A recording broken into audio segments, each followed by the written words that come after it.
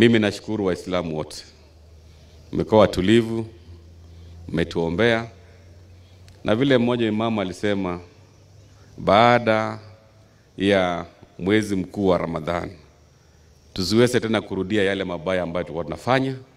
Tuendeleze mambo mazuri ambayo tulikuwa tunafanya katika muhula wetu wa Ramadhani, ili tuweze pia kufanikisha maendeleo hapa. Tuko na changamoto nyingi sana kama nchi. Hapa ugatuzi tuko na changamoto za pesa. Serikali kuu tuko na changamoto. So ni jukumu letu kama Waislamu tuweze kuombea nchi yetu, tuombee viongozi wetu ili tuwe na uwiano katika nchi yetu. Na mimi kama mwenyekiti wa chama cha ODM naendelea kuambia watu wetu ya kwamba tuko kwa broad based government 100%.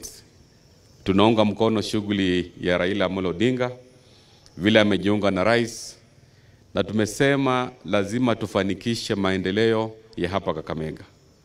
Juzi tulikuwa na mkutano na rais, tukamwambia zile project zote ambazo national government inaweza saidia, ikiwemo Buhungu Stadium, iweze kukamilika mwaka ujao. Mambo ya level 6 pia ameweka ile commitment, atakamilisha. Mambo ya stima in every constituency ameweka pesa, na hiyo itakuwa kazi ambayo itafanikishwa na wabunge wetu, akiwemo mbunge wetu wa hapa. Na vile wamefanya reorganization kwa serikali, mnajua mbunge wetu wa hapa ni mmoja wapo ya products wa broad based government. Yeye sasa ni mwenyekiti wa ile kamati kubwa sana katika National Assembly ambayo inaitwa PAC. Na hiyo ni mambo ambayo sisi kama viongozi tungependa kushukuru wale ambao walichagua mbunge wetu, akiwemo kinara wetu Raila Amolo Odinga, ili aweze kuendeleza kazi ya Public Accounts Committee, na tuko nyuma yake.